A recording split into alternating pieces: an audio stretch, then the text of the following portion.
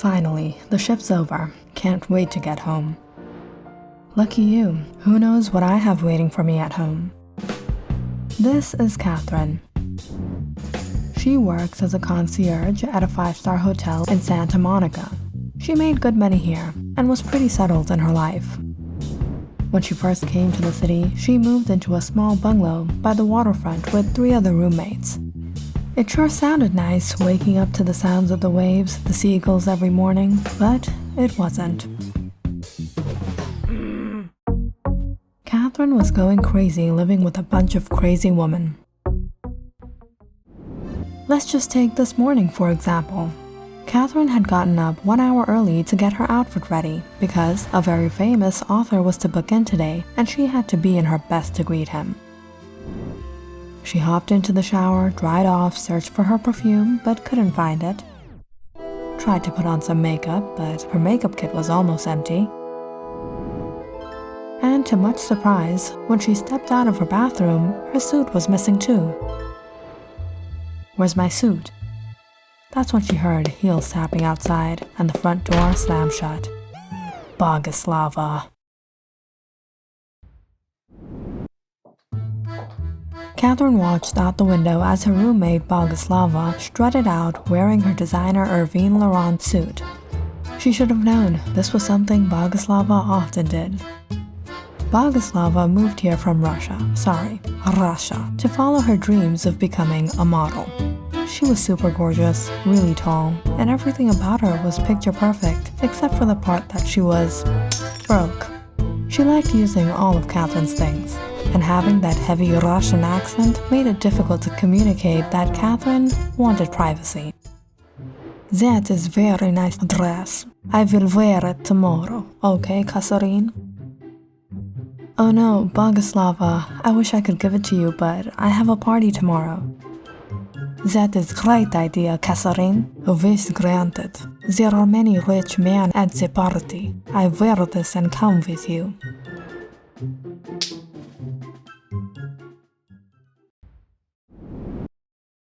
Now, after an exhausting day, all Catherine wanted to do was return home and eat her leftover meatballs and spaghetti. Usually, Catherine would go home to find Saffron had ate all her food, but at least she found a way out of this one. Saffron was a fitness trainer, a counselor, and a vegan. Catherine had intentionally been eating non-veg all week, so no one was going to eat her meatballs today. And if you're wondering, her name isn't really Saffron. It's Jennifer, but she likes to be called by the name of her inner earthly soul.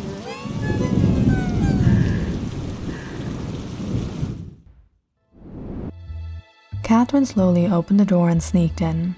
She would just slip her lunchbox out and hurry into her room. But where was it? Hearing a noise, she turned to see Saffron slurping her spaghetti. "Saffron, that has meat in it." "Yeah, I know." "But I thought you were vegan." "Yeah, but it's my cheat day. Come on, you expect me to go vegan after all that workout?" A vegan with a cheat day, why didn't Catherine think of that? She sighed as she went to her room. Sometimes it felt like Juliet was easier to put up with than Boguslava or Saffron. She was the quiet, emo kid. She stayed in the darkness of her room and wrote dark poems about her difficult life. And to sum up her difficult life, Juliet was a rebel. She ran away from her parents' home and found her safe haven here, but even then, she hated her life. Catherine picked up her phone about to order some takeout when she got a call from Juliet. "Catherine, I need some help." "What happened? Where are you?" "I got arrested." "Arrested? What did you do?" And so Catherine drove out to the precinct. Turned out Juliet had gotten into a fight outside BIRS for scaring children. "What are you guys so happy about? Don't you see how worthless life is? Life is pain, life is suffering, life is crying in despair."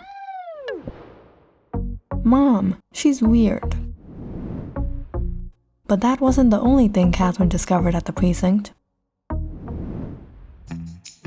You are the daughter of 2 millionaires? Your dad is a politician and your mom is a celebrity? And you're living here? You could be living in a mansion, you're rich, you have loving parents. What pain could you possibly have in your life? What were you thinking? Who says that to happy little kids walking out of a toy store? Just leave me alone. Can't you see I'm hurting? I'm sorry I'm not like you. I'm sorry I'm not a perfect southern small-town girl like you always wanted. I hate my life. And so you see, if things went on like this, Catherine was definitely going to go crazy. That's it, I'm never going to stay with girls again. I've had enough of the drama. So, the whole next week, Catherine looked through newspapers and advertisements and finally found a reasonable room for rent at an apartment. And first thing Saturday morning, she went to check it out.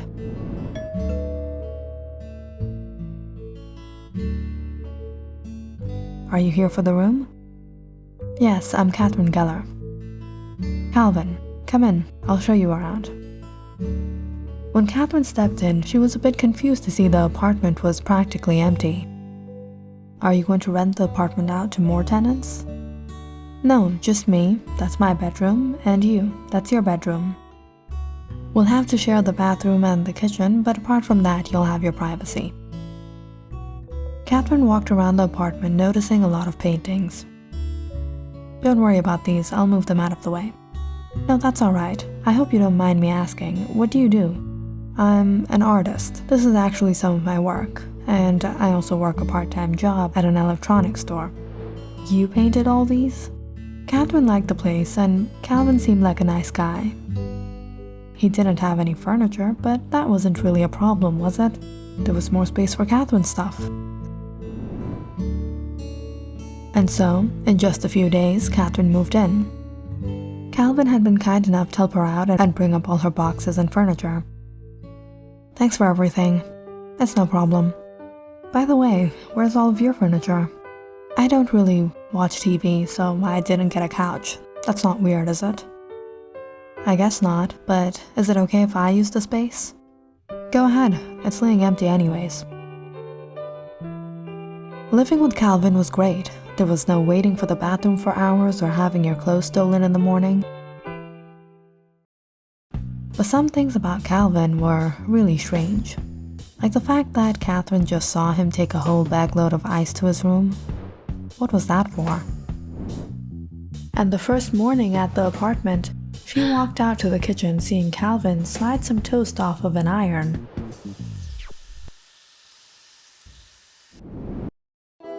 Did you just toast your bread on an iron? Calvin picked up an egg. Yeah, you can even poach eggs on it.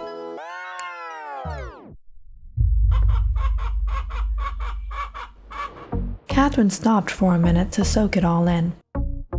She searched through her boxes and took out her kitchen set. Well, you can use an iron for that, but you can also use a fry pan. I know it's not as artistic or fancy like your way, but it's the traditional way, she said, handing him the pan. You know, I don't really use those, but that's not a bad idea. Catherine went off to work, but she couldn't stop thinking about what she saw that morning. When she got home, she looked around the kitchen and realized not only did Calvin not have furniture, he didn't have anything except for a single plate and a glass. And again, Catherine watched as Calvin took another bagload of ice to his room. She saw him fill 10 ice trays in the morning. Did he take them with him to bed every night? She followed after him and peeked a glance before she knocked on the door. Calvin, what are you going to do with all that ice? Calvin froze for a minute before he pointed to the fan across from his bed, and in front of it, a bucket load of ice. Don't ask, the air conditioner broke a couple months back, so I figured this would work too. Does it? Catherine stood in front of the fan. This is pretty cool, literally. That's the point. Calvin was the ultimate improviser. He knew how to make his way around everything. Unfortunately, Catherine wasn't. And on the next weekend, she broke out of her savings and bought a TV, a couch, and a toaster. And to much surprise, after setting everything up, she saw Calvin plop right down and turn on the TV. "Oh, the new episode of Wayne the Huntsman is on. I thought you didn't watch TV." "Oh yeah, I don't. I saw a poster. Never mind." "Wait, aren't you gonna watch it? I like this show too." Over the days seeing Calvin, Catherine picked out a few DIYs for herself. And one morning, while she was cleaning up, she stumbled upon a few letters, magazines, and junk mail that had piled over the week. She looked through them to see if she had any, but she stopped at a bill. There were art supplies, brushes, paints, canvases. He spends this much money on this? Catherine finally understood Calvin wasn't the ultimate improviser because he liked it, but because he prioritized his passion more. And that salary working at BII Electronics wasn't going to pay for the bill she just saw. When Catherine admired Calvin for his work, he was really talented. She started going through some drawings of his when suddenly he showed up. "Your work is really good. How long have you been doing this?" "It's been years. I actually have a master's in arts."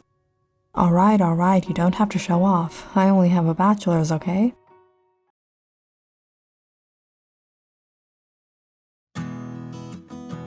Later that day, Catherine went out to run some errands and picked up some pizza before she got home. But when she opened the door that night, she got a whiff of something odd.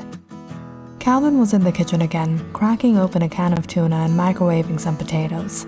Catherine watched as he dipped a spoon inside the can and stuffed a scoop of raw tuna in his mouth. "That's what you're going to have for dinner? Raw tuna? You can always heat it up on the iron. Want to have some?" "I actually got some pizza. You want to share it with me? I don't think I'll be able to finish it anyways." "Sure." Catherine and Calvin watched some shows and gobbled down their pizza. And soon enough, this started to become a usual in the apartment. It was nice getting to sit with someone and eat, and before long, Catherine and Calvin became good friends. It was one evening when Catherine returned home from work, however, that she found Calvin sitting on the couch holding his head. "What's wrong, Calvin?" He sighed as he picked up his painting from the table. "I spent so much making this, getting this up at the gallery, but they didn't even give it a second look." "Your work is great, Calvin. Don't worry, I'm sure I'll get noticed." "It won't, because this world runs on nepotism. Talent doesn't matter these days. What matters is if you have connections with influential people. They'll recognize their work because they're the son of a big artist or celebrity. And I'm a nobody." Calvin got up and threw the canvas on the floor. "There's no point of doing this," he said as he stormed off to his room. Catherine stood there a bit shocked, seeing Calvin so upset. Maybe there was something she could do with it.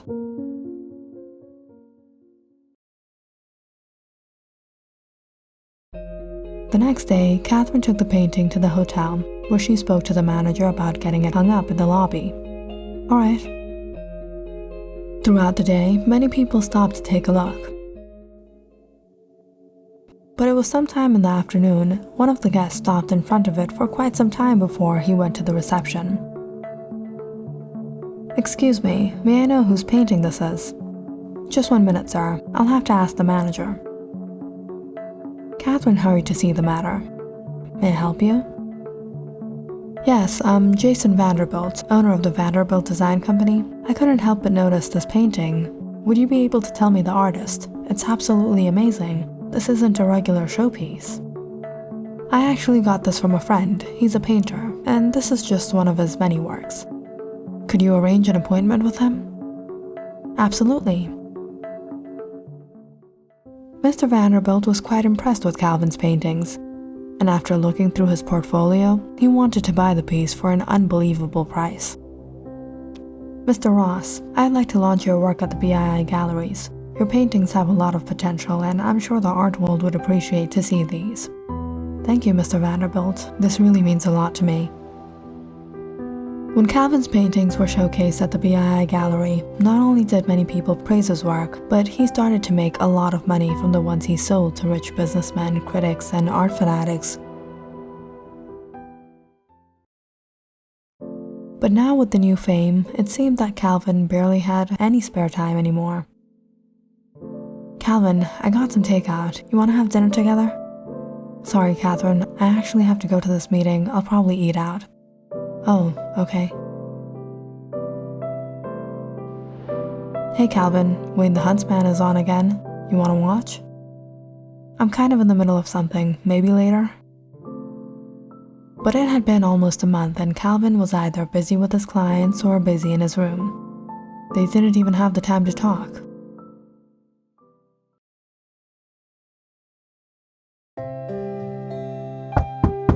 However, one night Calvin came to Catherine. "These are tickets to the exhibition at the gallery. All my paintings are gonna be up. I'd really like if you come." "Sure, I'd love to." Catherine was more than excited to go. She dressed her best and arrived there that special evening.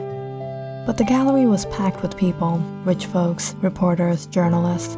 Catherine just barely managed to wave at Calvin, but he didn't even notice her. "I love your work, Calvin. Maybe you can show me some of your more personal works." "Yeah, maybe someday. I'd like to take you out sometime. How about dinner at the BII Lounge this Friday?" "Sounds nice, but I'll have to check my schedule." Catherine walked out of the crowd as she picked up a drink and watched. Calvin was now surrounded by women. Catherine was happy for him, but at the same time, she felt unhappy. Was it because she had fallen in love with him? Catherine realized she had never opened up to him, and there was no point of confessing to him now. He was famous. He didn't have time for someone like Catherine anymore. She spent the evening by herself, walking around admiring his paintings, until the lights suddenly dimmed out and Catherine could hear the host speak on the stage. "Ladies and gentlemen, now is the time to reveal the grand showcase, Mr. Calvin Ross's latest work, the painting we have all been eager to see." Everyone turned their gaze to the front as the silken sheets were pulled off the canvas. "This is incredible, Mr. Ross. Please share a few words with us. What inspired you to make this?"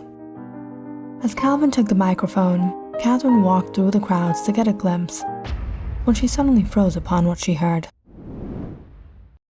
"Catherine, are you here?" Everyone started to look around the crowd. "That's the woman in the painting!" I'd like everyone present here, everyone watching us, to know my success is because of her. She was the one that believed in me. She was the one who supported me, and tonight, I want to confess that I had fallen in love with you from the very first day I saw you, but I never had the courage to tell you. Catherine's heart raced as Calvin walked off the stage and took out a ring in front of her. "But tonight, I want to let you know it's you I want to be with for the rest of my life. Catherine, will you marry me?" Under the spotlight, surrounded by so many people eager to hear her words, Catherine said, "I will."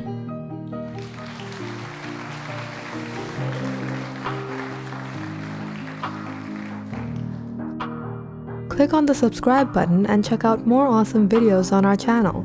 And don't forget to press the bell icon because you know it's interesting.